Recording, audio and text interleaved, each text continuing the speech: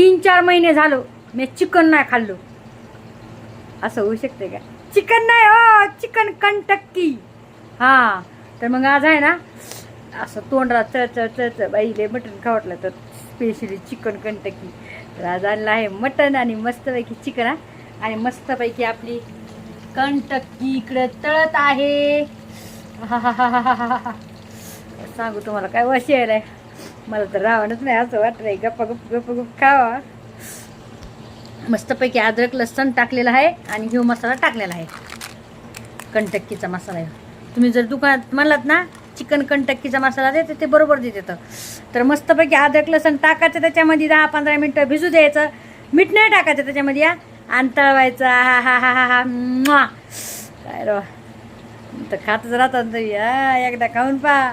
मटण की राणीचा नाद नाही करायचा. हा मटण मटण.